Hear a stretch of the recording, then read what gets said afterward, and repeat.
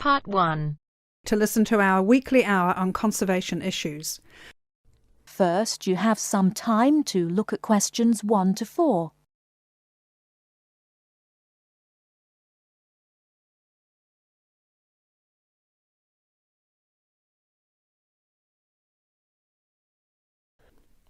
Thank you very much for tuning in today to listen to our weekly hour on conservation issues.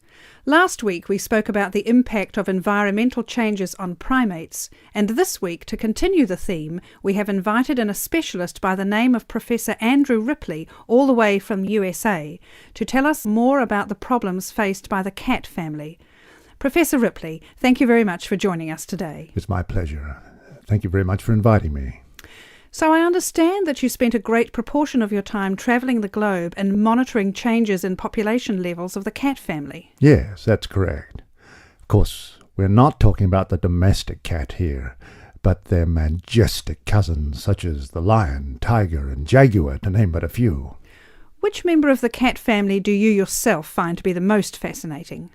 Well, I've spent a lot of time recently studying jaguars, but the lion is still my personal favourite.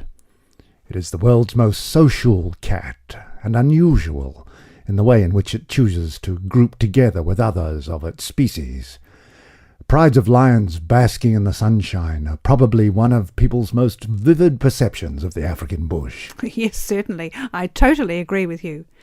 Can you tell me the current lion population in Africa these days? Before you hear the rest of the conversation, you have some time to look at questions 5 to 10.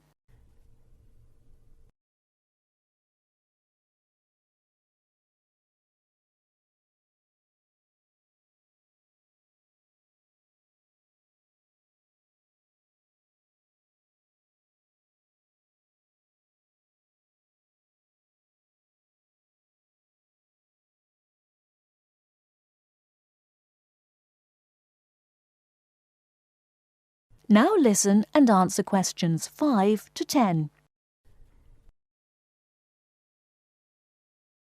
Well, it's very difficult to measure it accurately. Figures range from 100,000 to as few as 30,000. But it's generally estimated that there are 50,000. In order to maintain the population and protect the species from poachers, many are moved to protected areas. Which member of the cat family do you feel is most at risk? For different reasons, a number of species of the cat family are endangered, sometimes due to natural predators or environmental changes, but mainly because of the threat of hunters. For example, I'm sure you're aware the bones and body parts of tigers have been and still are traditionally used in medicines in the Far East. Because of this and the demand for medicine made from tiger parts, their numbers have been falling for some time, and to date there are fewer than 6,000 tigers living in their natural habitat of the forests and plains of Asia. What is being done to curb the population decrease?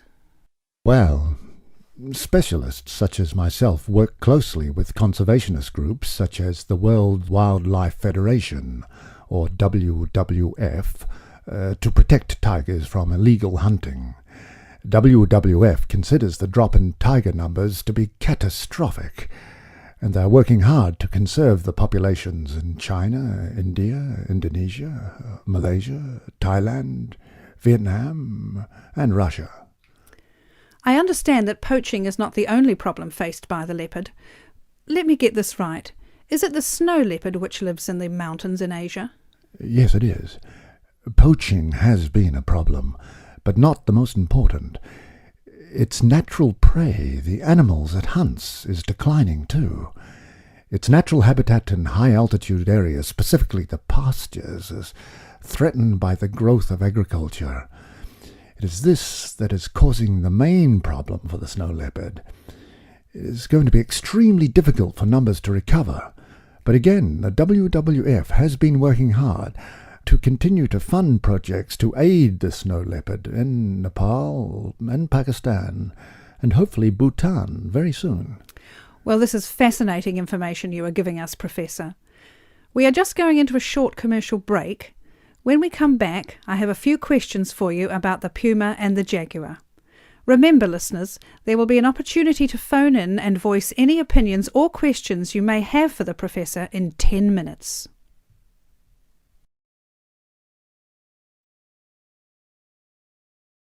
That is the end of part 1. You now have half a minute to check your answers.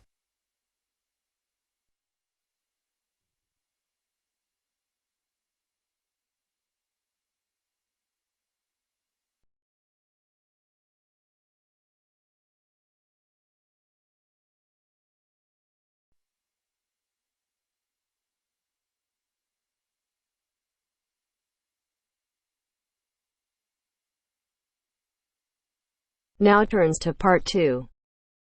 Part 2. You will hear the principal of a university welcoming his students. Look at questions 11 to 17.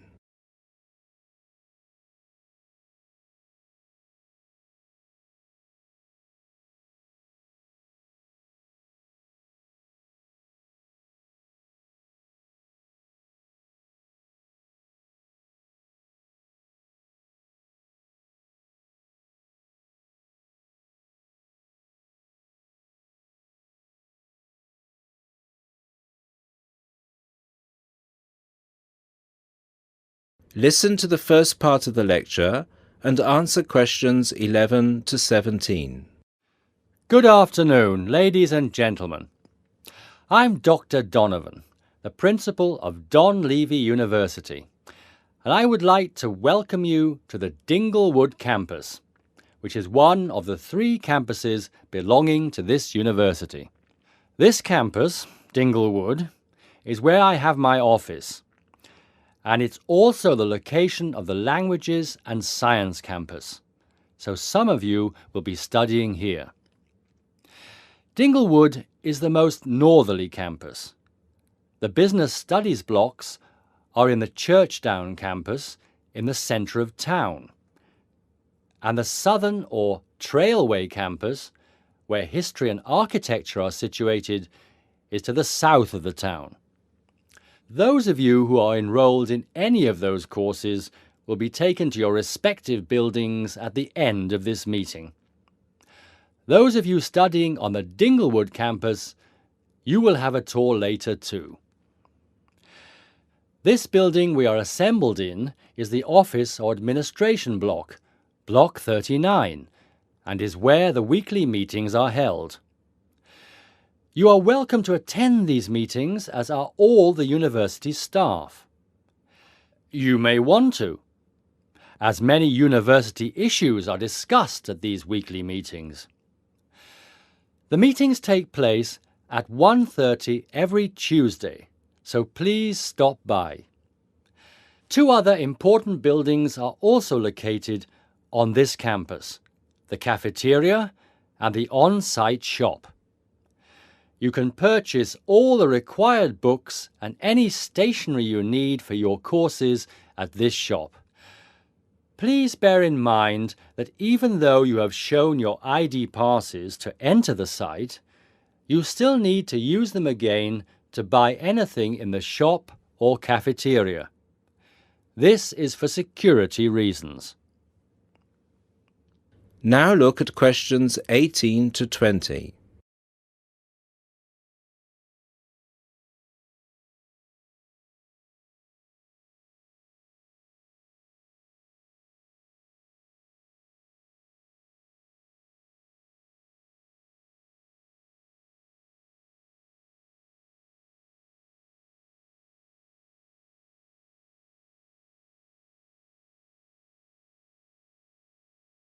As the lecture continues, answer questions 18 to 20. Now, if I could draw your attention to the back page of your joining instructions booklet, you will see a small map of this campus, Dinglewood. The block we are in now, the Office and Administration block, is located between the Languages Centre, Block 38, and the Physics School, Block 30. That's 3O. These are both on the right of the plan. The cafeteria, which is open from 7 a.m. to 9:30 p.m., is on the left of the plan. It is between the chemistry block, number 35, and the university shop, block 33. At the university shop, you can get all you will need in terms of course materials. The biology block is block number 29, and you'll find the biology block between the chemistry block and the languages centre.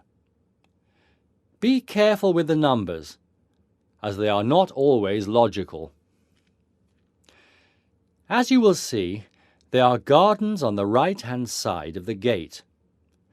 These are being extended over the next 2 months, and a memorial fountain is being installed in the middle of the campus. This means that the campus will be very noisy during normal working hours. However, the campus will look much nicer when it is all finished. Right, so that's it for your initial campus orientation. At this point, could the language students all follow me, please? And the rest of you, please assemble under the banners which show your main topic of study, and you will be directed to the other campuses. That is the end of part 2. You now have half a minute to check your answers.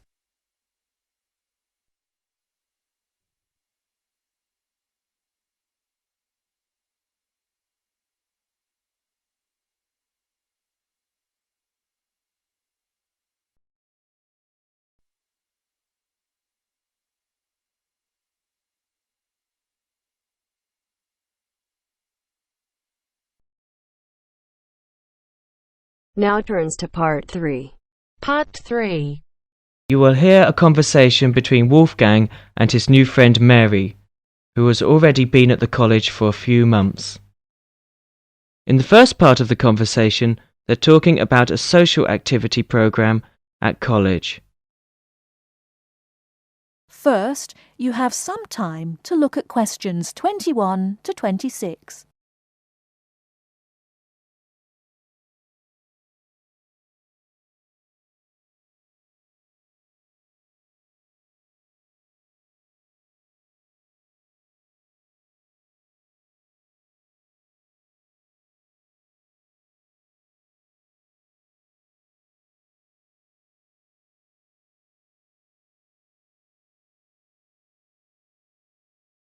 Now listen carefully and answer questions 21 to 26.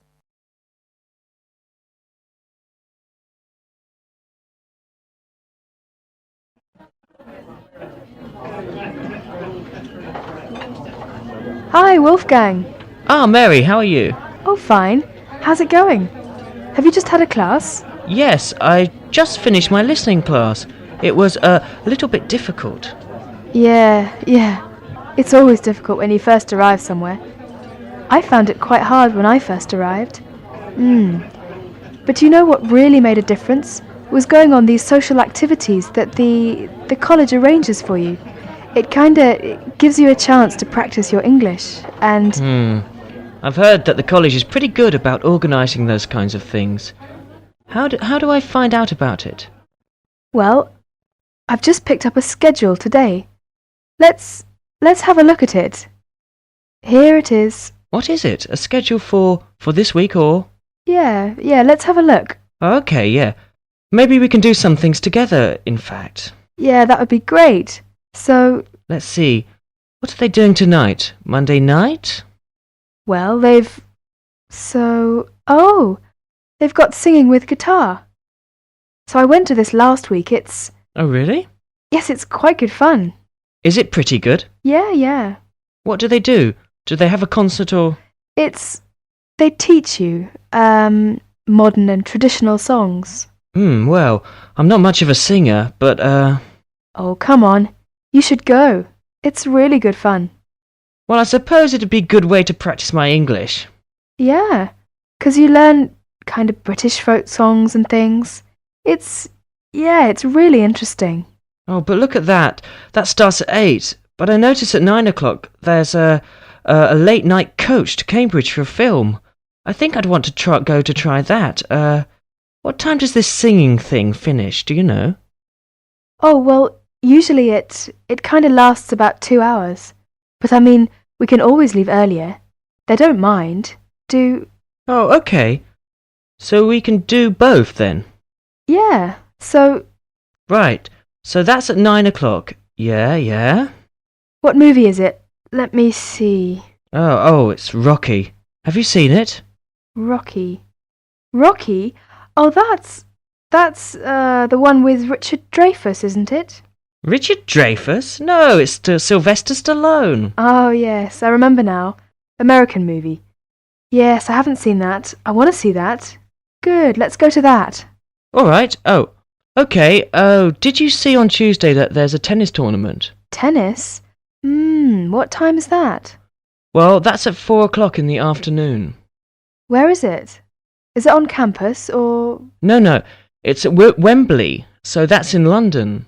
Oh, so it's pretty far away then. What time will it be coming back? The coach gets back at midnight. Oh, midnight. Well, tell you what, I think maybe I'd better cancel on that, because I've got a class Wednesday morning, and I'm afraid, at about 8:30, I'm afraid if I came back that late, I probably would, I'd be very tired in class, and actually I'm more into football myself anyway. Oh, football? Well, did you see there's a football match on Wednesday? Oh, yeah? Well, who's playing? Let's see. Oh, it's England and Brazil. Oh, I really want to see that. Would you like to go together? Yeah, sure. What time is it? Let me see. It says 15:30. So that would be 3:30. 3:30, huh? Now, I have a lecture right after lunch on Wednesday at 1:30. Uh-huh. What lecture's that? Oh, well, there's a journalist coming from the BBC. He's going to talk about his experiences as a foreign correspondent. Oh, that sounds interesting. Would you like to go? Yeah, what time do you say it was? Right after lunch, around 1:30.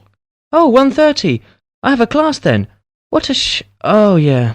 Oh, that's too bad. Well, what time does your class finish? It's an hour long, so it finishes at 2:30. Oh, well, I shouldn't imagine. The lecture shouldn't go much later than that either. So after your class and after my lecture, we can get together to go to the football game. Okay, so we can meet... Let's see, maybe 3 o'clock. Or maybe 3:15. Yeah, I think 3:15 would be all right. Okay. Where should we meet? Well, usually on these kind of trips, the coach leaves from in front of the dining hall, so maybe we could meet there. Okay. So in front of the dining hall at 3:15. That sounds fine. Yeah, right. On Thursday, there's an international evening in school hall. Yeah, all songs and dances performance by students from all over the world. That's very interesting. Would you like to go and see? Yes, when is it? It will start at 8. Shall we meet at 7:50 in front of the school hall? Fine, 7:50 in front of the school hall. Before you hear the rest of the talk, you have some time to look at questions 27 to 30.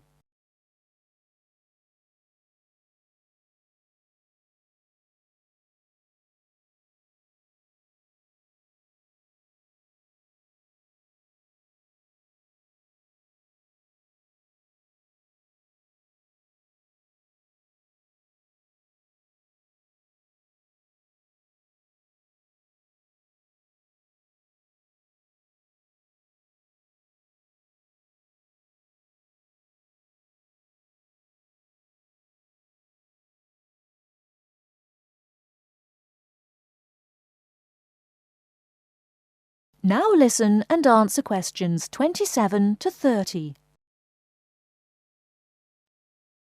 Oh, and another thing I definitely want to do this weekend is to go and see...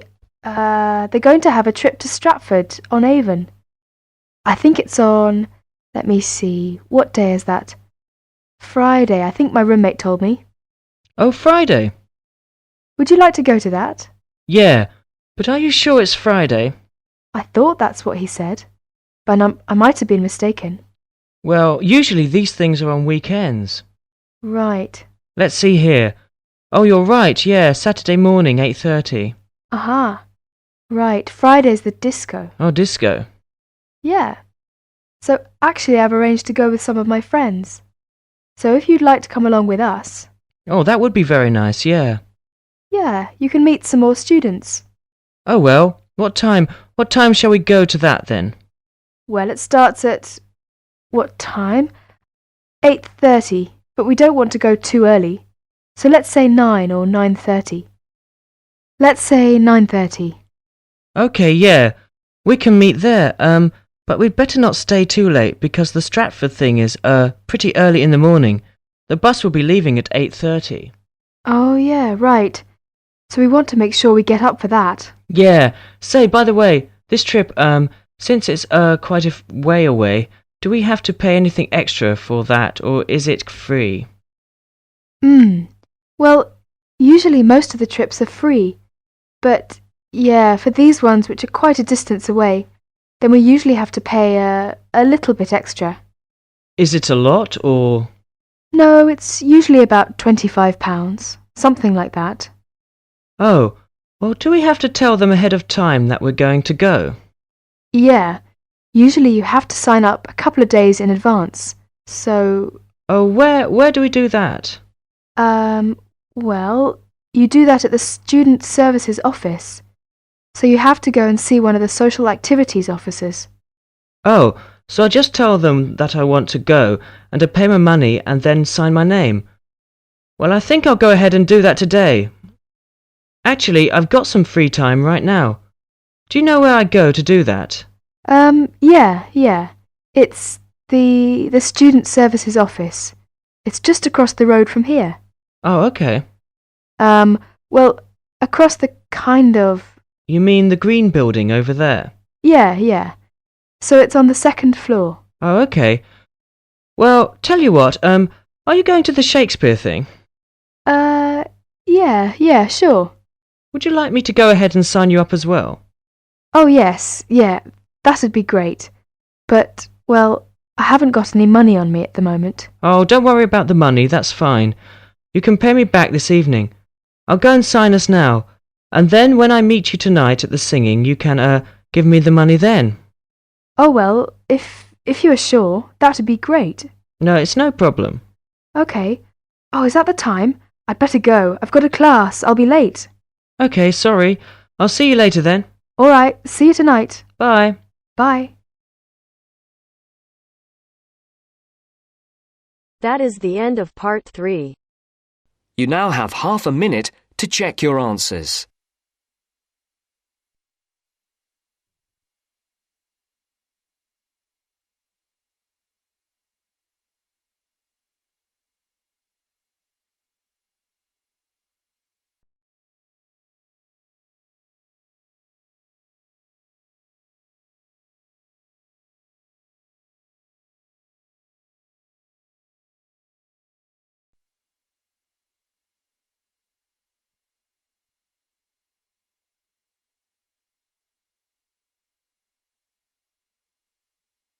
Now turns to part 4.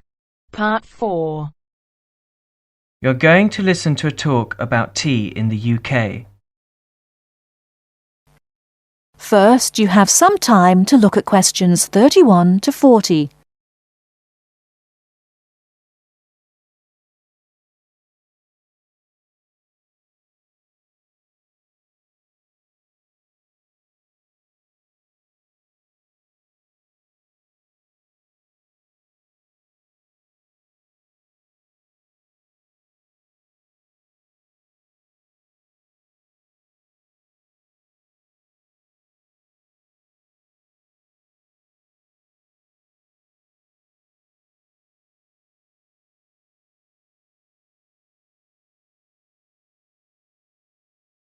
Now listen carefully and answer questions 31 to 40.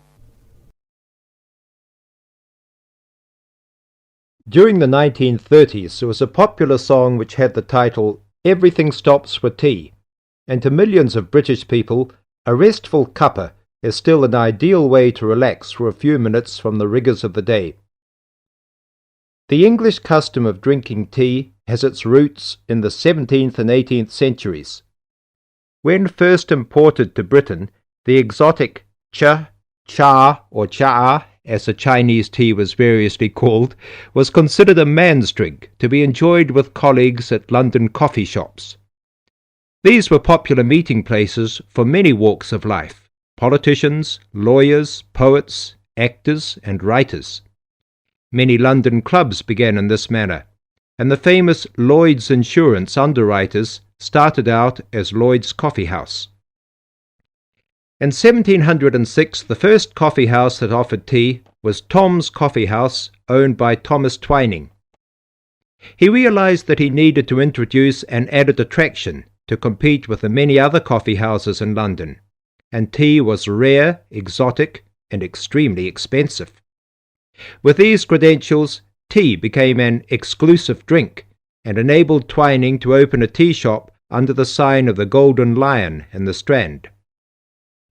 By the 18th century, the ladies of the more affluent classes were going China mad, using tea as an excuse for displaying their extravagant purchases of Chinese porcelain and Dresden tea sets. A comprehensive tea tray would consist of a teapot and stand, teacups and saucers, sugar bowl, milk jug, and basin for discarded tea and tea leaves. Tea was still expensive and kept in locked tea caddies. Skilled craftsmen fashioned caddies of carved inlaid woods fitted with crystal and precious metals.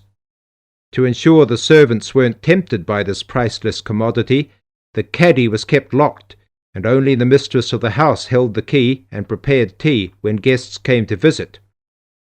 No well-brought-up young Englishwoman could consider herself socially acceptable unless she knew how to brew a proper cup of tea.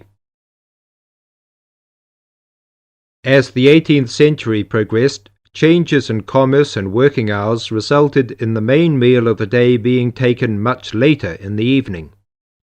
The prospect of lasting from breakfast until evening did not appeal to the Duchess of Bedford, who is usually credited with being the first to alleviate late afternoon hunger pangs by introducing a small 4 o'clock meal served with tea. With time, the light, wafer-thin toast or delicate white bread gave way to exotic fillings like tomato and egg, cucumber, chicken, or potted shrimps, followed by buttered scones, crumpets, or elegant pastries. The popularity of tea continued to spread, but it was not until 1839 that the first shipment of Assam Indian tea was landed in Britain. A healthy trade with India was soon established, and tea clippers, like the Cutty Sark, now a museum in a dry dock at Greenwich, were reaching the peak of their sailing days. In 1879, the first limited shipments of Ceylon tea began to arrive, and by 1880 this had been firmly established alongside Indian and China teas, giving the broad range of teas that are available today. There have been few changes in 3 centuries of tea trading. London is still the centre, and indeed Twining still has a shop on the site of the original Tom's Coffee House at 216 The Strand. The name Twining has been linked with tea for over 280 years. Indeed, it was Richard Twining, in his capacity as chairman of the dealers of tea, who in 1784 persuaded Prime Minister William Pitt to reduce the high tax on tea, making the beverage more accessible to the general public. That is the end of part 4. You now have half a minute to check your answers.